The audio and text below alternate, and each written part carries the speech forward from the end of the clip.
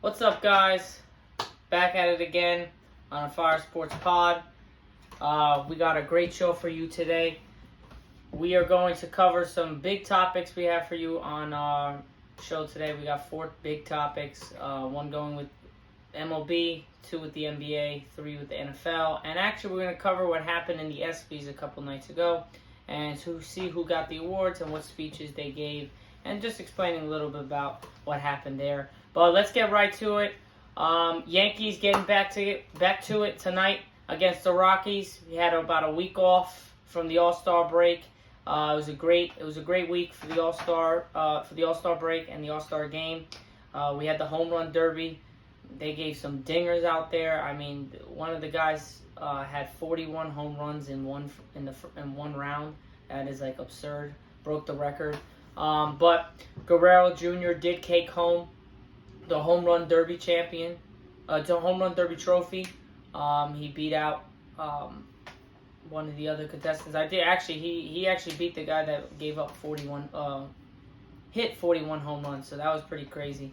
But we're getting to our Yankees right now. As you guys know, we're gonna go over some odds and picks for tonight's game and how the Yankees have to take advantage of this series. So first off, we're gonna talk to you about how the Yankees have to take advantage of this series, and it is a pitiful series for us.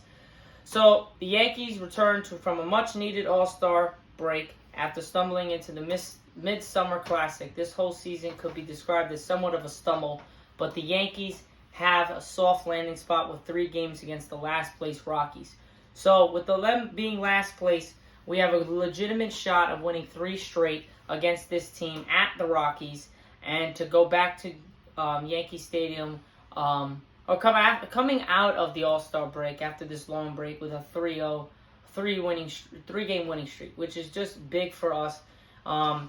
We are hopefully trying to get Judge back to fully healthy, but he is still out with that toe injury. Like I said about a week ago, he said that his toe would never be the same ever again. That is not a great sign for Yankees fans, so hopefully he can get back to it and get back to all rise Aaron Judge, how he usually is. But not much has gone right for the Rockies this season, as they currently sit 18 games back in the NL West. However, they did have the feel-good story of the week when catcher Elise Diaz became the first Rockies player in history to win the All-Star Game MVP. So that was pretty cool. Will the Yankees be able to take advantage of the struggling ball club and get back on the right track? Let's take a look to the pitching matchups this weekend. So this weekend is a big weekend for us. So Friday, we got Carlos Rodon versus Austin Gomber for the Rockies. 8:40 tonight, Eastern Time. Carlos Rodon is coming off his first start of the season following a lengthy stint on the injuries list. He had a solid game against the Cubs. He only gave up 3 runs, he gave up 2 runs, but one of them were sadly because of him. So 2 runs over 5.1 innings pitched. The Yankees ended up losing that game 3-0 as the offense continued to sputter. Couldn't get nothing going that game. As you guys, I did mention that on my TikTok on the Fire Sports Pod, which we will be posting shortly after our show today. It was a certainly start to build up for the Yankees' prized offseason pitching addition as he continues to get reps at the big league level. Now, to the Rockies side, Austin Gomber currently boasts a 6.40 ERA with opponents batting .291 against him on the season. For what is worth, Gomber is coming off 2 of his best starts of the season, though. He gave up 3 runs over the 7 innings against Detroit and followed that up with 6 innings of 2-run ball against the Giants.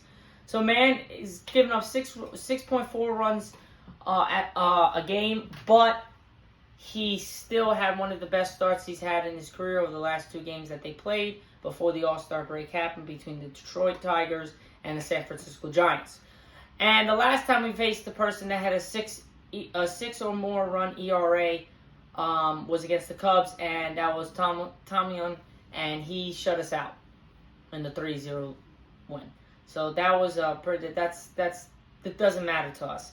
But with that being said, let's get to Saturday night's game. And as always, guys, I'm going to have every day more going over the Yankees and the Rockies series today, tomorrow, and Sunday as we wrap it up on Sunday. But for Saturday, just a quick look at Saturday's starting pitching. We got Clark Schmidt versus Connor Seabold, 8:10 p.m. Eastern Time.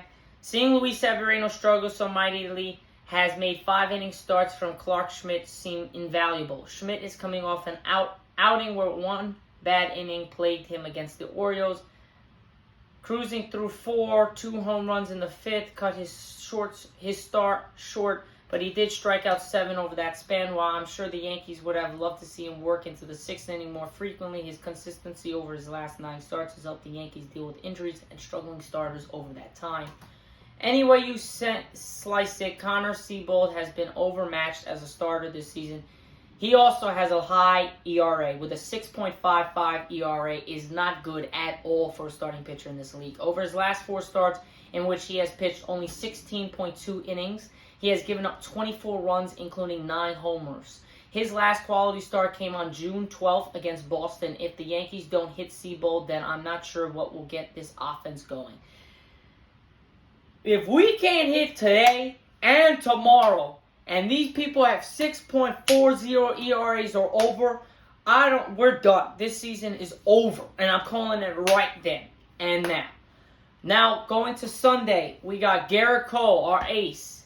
He's been a beast this year versus Chase Anderson, 3:10 p.m. Eastern Time on Sunday.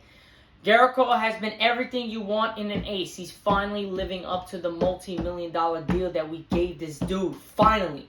This year's all-star starter has been consistent, frequently dominant, and available, which seems to be a problem these days with the Yankees. Cole finished the first half giving up 3 runs over 7 innings against the Cubs, a typical outing that the Yankees have come to expect from the right-hander. The Yankees are 14-5 in games the Cole starts as he continues to put another Cy Young caliber season. That's something to say for the Yankees right there. The Rockies actually, claimed that Anderson off waivers from the Rays back in May, and he has struggled to string together quality starts. As a theme with the Rockies seems to be bowling ERAs throughout their rotation. Anderson has a 6.89 ERA. We got one person with a 6.40, 6.55, and a 6.89 ERA. If we can't hit any 3 of these people, screw it. All 3 of these people, we do not deserve to be a ball club or an offense in the MLB. Hands down. So with that 6.89 ERA over 10 starts this season is alarming. He is giving up 2.54 home runs /9 and has surrendered 27 runs over his last 4 starts. This is looking like Herman Severino right here. This is also lopsided as it gets between 2 starting pitchers. This series feels like the right time for the Yankees offense to come alive following ugly first half of the season offensively. Yankees fans can only hope that the lineup can take advantage of the subpar rotation of the Rockies. I am going to be livid on Monday if we come out and we do not win all 3 of these games. I'm going to be livid on tomorrow, and I'm going to be livid on Monday afternoon, Monday morning. If we have to talk about how the Yankees could not get the job done and we lose this series either 2-1, over 3, or even if we win 2-1, I'm sorry, we need to win all 3 of them. This is a series we must take, and you guys know it. Any Yankee fans out there, or even baseball fans, know this is a must-win for all 3 of these games because we're versing 3 of the worst starters in the MLB on one of the worst teams in baseball. Now, Garrett Cole has a tracker on him to win the Cy Young. He used to win the Cy Young a plus 400. To win AL American League MVP is a plus 10,000. So really not good odds for the Yankees starter to win, the Yankees ace to win the MVP, but much better to win the Cy Young. So we'll see. Can he do it? I think so. But there's a lot of formidable pitchers out there, so he's got to take over.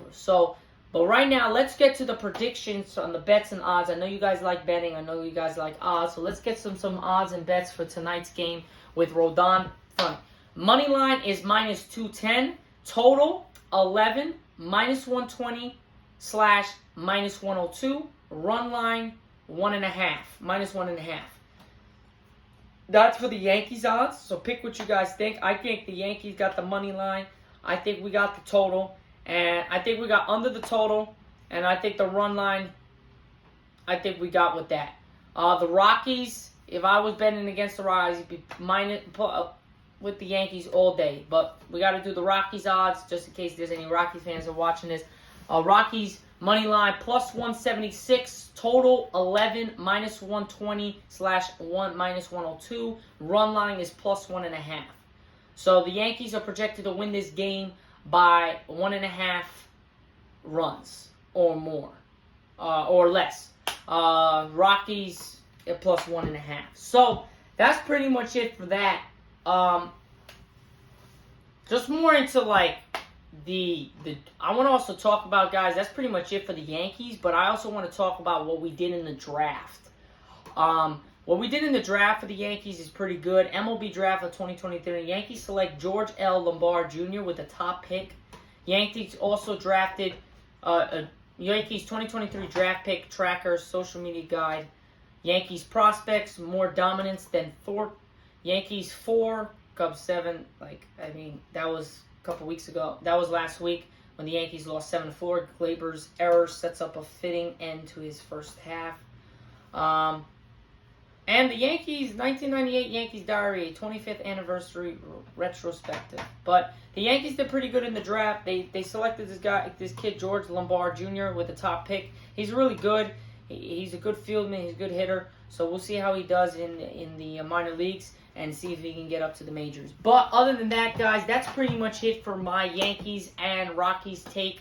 We're going to our second segment of today's show on the Fire Sports Pod, where everything we do here is fire. You guys know the drill. So our second segment we have for you guys today is the NBA trade rumors throughout the league. So let's check out what's happening throughout the NBA. So right now we have the Hornets would prefer to work on a sign and trade with P.J. Washington. The problem for Washington is there are no competitors to draw up Charlotte's price. So they kind of want like a sign and trade. So they want to sign and then trade him. They want to get rid of P.J. Washington. I'm a Kentucky fan. I like P.J. Washington, but he's on the wrong team. He needs a better fit.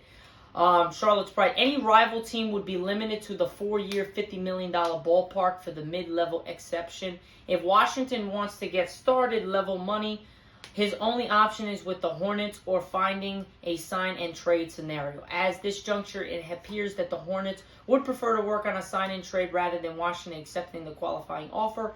Grant Williams found himself in a similar yet quicker situation with Boston, and the Celtics at least re-vantaged his 2 second-round picks for his departure to the Dallas Mavericks. So Grant Williams is no longer with the Celtics.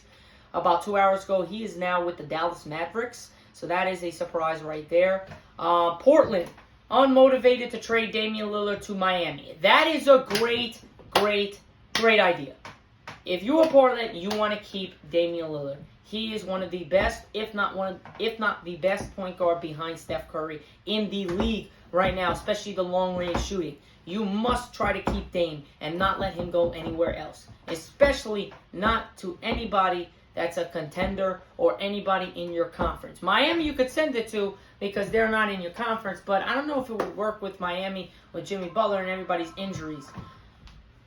5 reasons sports he should wait for one of the expansion teams to make an offer. Boston-based media next plea to Joe Cronin. Barry Jackson, as of a midweek, Portland has been unmotivated to engage with the Heat or try to get this done. Maybe they hope this plays out like Durant last summer, and they coho him to start the season, which with the team. If so, then it's Dan's hands whether he reports to camp, make public comments, etc. So we'll see what happens to Dame. I think his options might be his best option is to go to Miami. I don't know how that's going to fit with Jimmy Butler always getting hurt and everything, but it might work because to take all the load off Jimmy Butler, especially when it comes to playoff time. I mean the regular season, because that's when he uses all. He doesn't use his power in the regular season, but when it comes to playoffs, he uses so much. With a second star like that, maybe he can diverse all the power, and it's like half and half.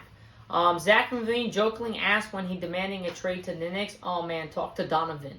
That was during the All-Star break. He was on a podcast, and they asked him, jokingly asked when he's demanding a trade to the Knicks, and he's like, "Oh man, talk to Donovan Mitchell."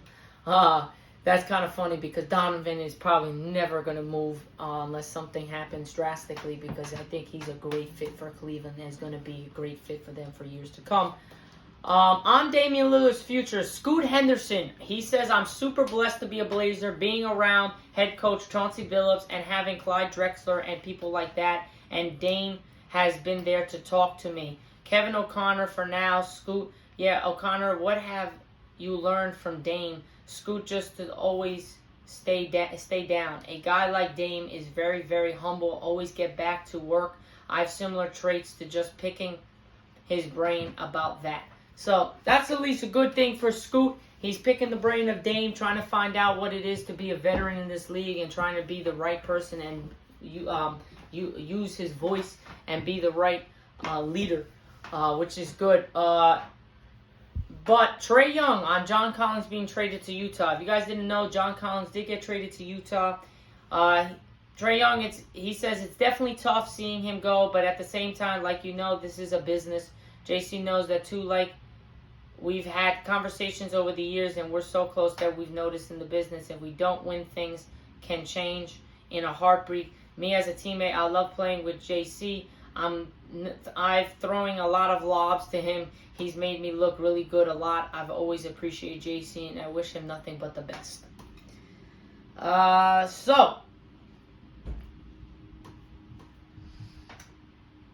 So Zach LaVine came out and said that he doesn't expect the trade to happen for him to be traded, but if he does, Chicago will always has my love. That's what he said. Karl Anthony Towns was discussed in trades before the draft. Dare be stupid, Minnesota, to take away Karl Anthony Towns and send them away. That would be just ridiculously crazy. But more on Zach LaVine. He doesn't expect the trade to happen, but if he does, like I said, he always always has my love. Hence, until the front office tells him otherwise, he committed to being a Chicago Bull and assumes he'll remain just that.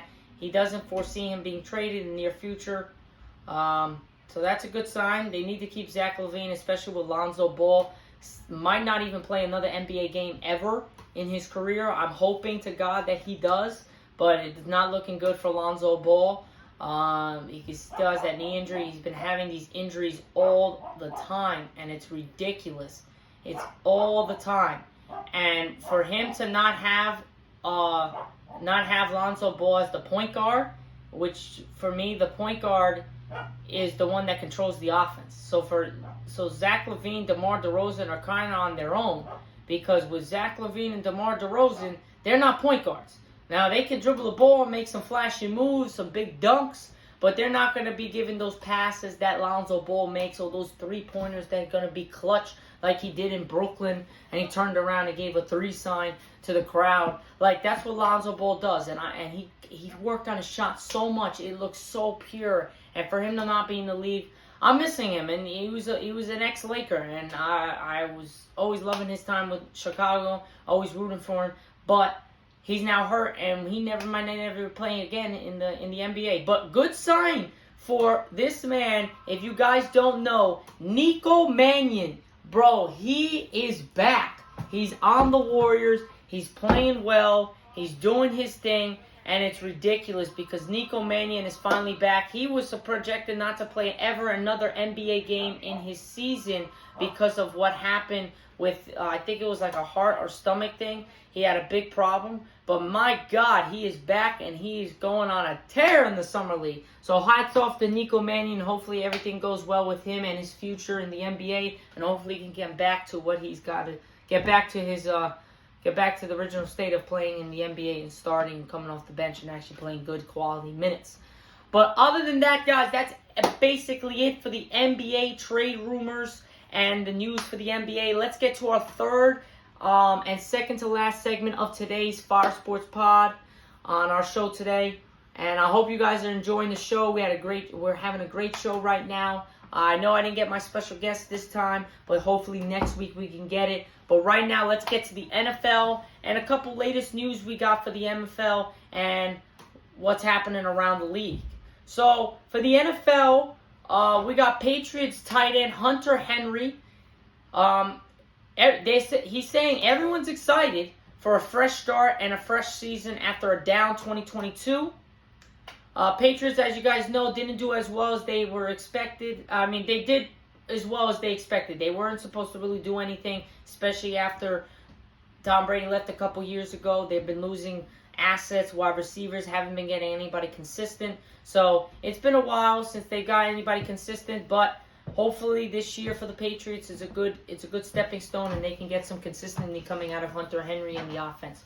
And we'll see what happens with Mac Jones, because Mac Jones, he needs to prove himself this year. If not, he might not be with a job coming soon after this year. But Commanders, as a Cowboys fan, I hate this guy, but Commanders, Antonio Gibson wants to line up more at wide receiver. He says, I haven't shown my position yet.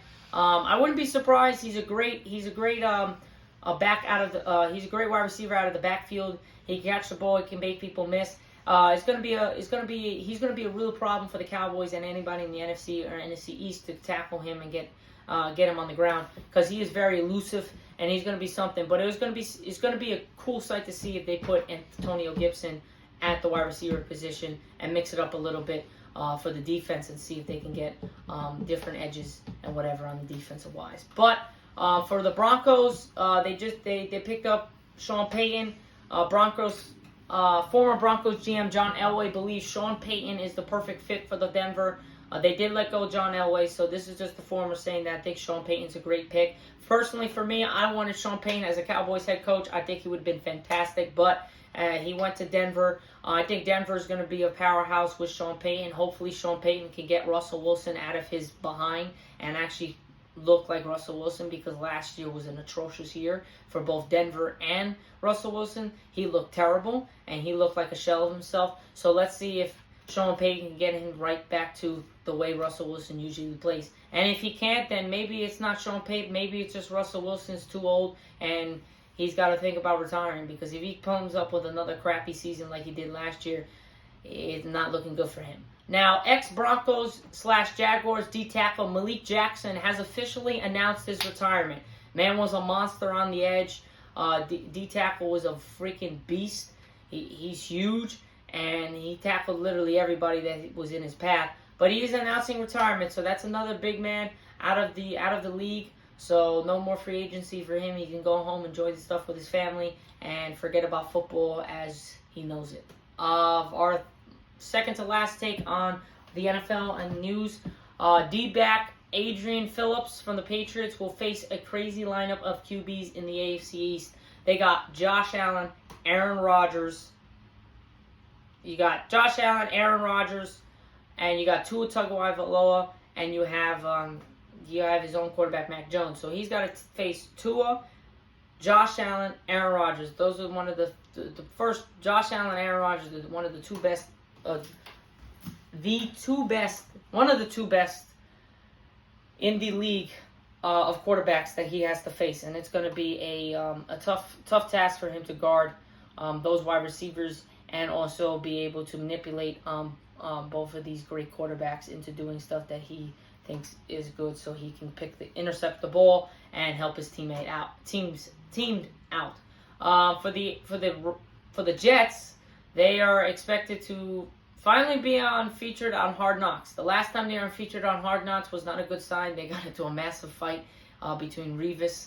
It was back when Darrelle Revis was trying to get his contract signed, and it took forever, and they had a lot of arguments and whatever, and fights broke out and whatever. So hopefully this will be a little bit different, and you also see a first look of Aaron Rodgers literally playing with the Jets and how it's going, and see how the relationship going, because they did have Randall Cobb, Lazard, so they have former teammates of him, so we'll see how it goes with his leadership and Robert Saleh, and how it's going to go with their leadership and them as a team. I think, to me, like I spoke on my TikTok yesterday, guys, on the Fire Sports Pod, I did speak about some quarterbacks that need to be proved themselves, but I think really the Jets are going to be really good this year. They got a good chance of going far. I just think that a lot of things need to pan out for them to make it to where they want to be, but if anyone could do it, Aaron Rodgers can do it in the Jets.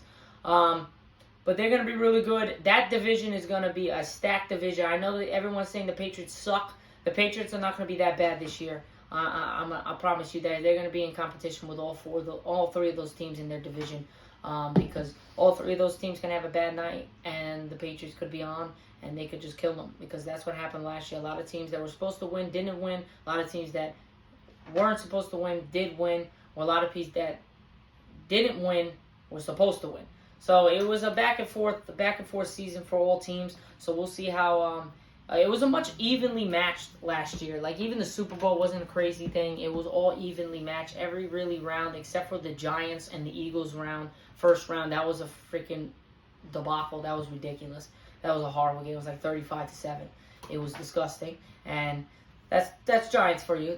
They just come up and they lay an egg, and they beat Giants. But the Cowboys followed that with laying an egg as well with the San Francisco 49ers in the divisional round. So can't say both teams sucked, and we'll see what happens this year. But other than that, guys, that's pretty much it for the NFL. And we are moving on to our last segment of today's show on the Fire Sports Pod.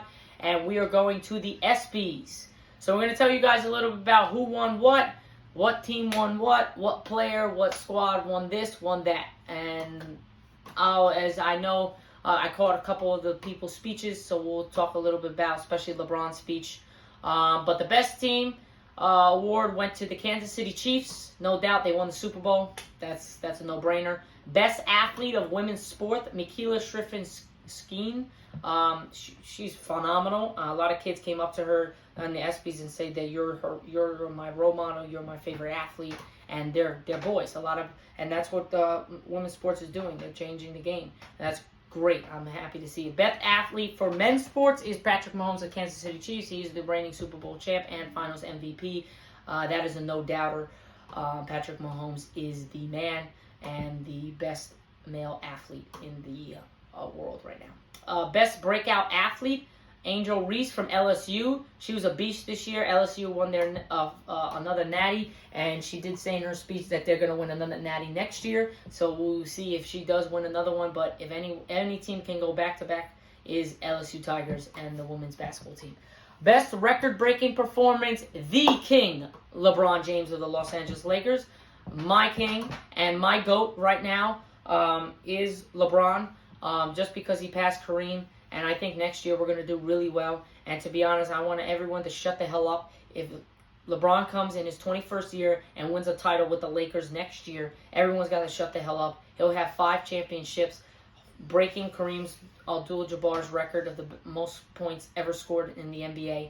And he has all the records behind that to add on. So he also said, finally, he brought out the cat came out of the boot. And he basically said that he is coming back for his 21st season as a Laker. And it is going to be a great sight to see. All these people were saying he wasn't going to retire. Maybe he will retire. He finally cut all that out and said, I am coming back and I am not done yet.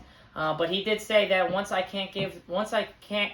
start cheating the game and not giving the game all I can, then he's going to be done. And when that day comes, it's going to be a real sad day for the NBA and all sports, because he is a great, great mentor and a great person throughout the sports world, on and off the basketball court, and we will be missing him very shortly. Hopefully he lasts a little bit more than what I'm thinking of, but he's still got a lot left in the tank, and we'll see. I'm hoping 2 to 3 more years, but it could be shortened depending on injuries and stuff like that.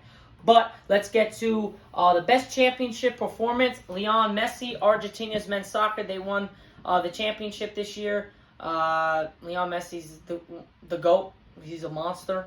I have him over Ronaldo. Sorry, whoever's a Ronaldo fan. Messi's the GOAT. Sorry. Best comeback athlete, Jamal Murray. He came back with a torn ACL. It really hasn't been the same since the bubble. And he came back and he delivered a monster season and took Denver to the NBA Finals and eventually won the NBA Finals. They deserved it. Hats off to Jamal Murray and the Denver Nuggets and the Finals MVP, Nikola Jokic. Best play, Justin Jefferson catch versus Buffalo. Was when it was 4th and 19. Kirk Cousins sent up a prayer and said, well, Justin, go get it, please. And God came upon him and he caught the ball. I don't know how he caught the ball, but that has to be one of the best catches, if not the best catch of all time in NFL history. That was ridiculous. 2 men were draped on him. He caught it one-handed. It was ridiculous. Now, best NFL player, Patrick Mahomes got 2. Best athlete of men's sports and best NFL player. Patrick Mahomes is the best NFL player in the league right now, and that is hands down. No one can say otherwise. His resume just speaks for himself. 5 straight AFC championships, 2 Super Bowl wins, and I believe a Super Bowl MVP. He is no joke, and he is going to be probably the best quarterback to ever walk this planet when he is retired, depending on championships, because right now Brady has 7 and he has 2. But he's got a lot more years to come, and if anyone can catch him, Patrick Mahomes can. Best NBA player, Nikola Jokic, hands down, Denver Nuggets, Finals MVP. He's a monster. He's a 2-time reigning MVP, Finals MVP, now a champion. Joel Embiid did win the MVP this year, but he went sent packing by Boston, so he ain't doing nothing this year. So again, the process still has to be processed with Joel Embiid and the Philadelphia 76ers. But the Denver Nuggets are the NBA champions. Nikola Jokic is the Finals MVP and the 2-time MVP. So he deserves the best NBA player right now. Best WNBA player is AJ Wilson, Las Vegas Aces. She is unstoppable. She is a force to be reckoned with. There is no better player than AJ Wilson in the WNBA. She's a beast. I just can't say enough. She is a monster. The Las Vegas Aces are on pace to win another championship. They are just ridiculous. Best UFC fighter, this should not be. I don't know. This is a little bit of a thing. If Conor McGregor is still in the UFC, I think maybe he is. But no one can debate. John Jones is the best UFC fighter of all time. He is a beast. He is a monster. Well, best UFC fighter now. He's one of the best of all time, not the best. John Jones is pound for pound the best fighter, and he could be the best fighter of all time. But Israel Adesanya is coming there. He's a monster as well. So we'll see. I would say the top 2 in the UFC right now are John Jones and Israel Adesanya. Francis Ngannou actually signed with the Jake Paul thing about basically making UFC fighters fight for their own thing and getting their own money and bigger pay cuts, because the UFC does not give a lot of their fighters a lot of money. So that's a good thing. Hats off to Francis Ngannou. He's a monster. A quick fact for Francis Ngannou, they did say that when he throws a punch, it's like getting run over by an F-150 pickup truck. That's ridiculous. Best boxer, Clarissa Shields. Best college athlete of men's sports, Caleb Williams of USC, quarterback. Man was a monster, 2-way person, run the ball, throw the ball. It's ridiculous. He is a beast. He also, I believe he won the Heisman, if I'm not mistaken. Yeah, he did win the Heisman. So best college athlete, women's sports, Caitlin Clark, Iowa. She was a beast. I watched all of her games in the NCAA tournament. She was a monster. She could rain it from Curryland. It was ridiculous. She's gonna be a great athlete in the WNBA. It's gonna be WNBA. Watch out, because Caitlin Clark is coming. Best athlete with a disability, Zach Miller, snowboarding. Can you believe a disability and you are snowboarding? That is something phenomenal to watch. He's a great athlete. He's one of the best, and hats off to him. He said he never gave up. And if you wanted someone to motivate you, look at Zach Miller.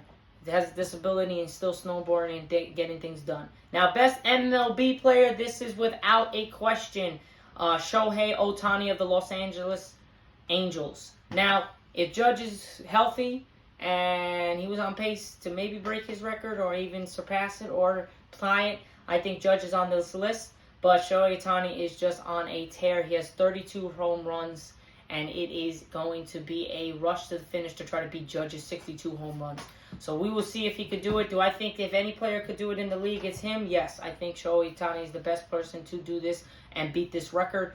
But Judge is just a monster. So we will see what happens. And if Judge comes back, maybe he can add on. I think he's got 22 home runs on the season, or 20.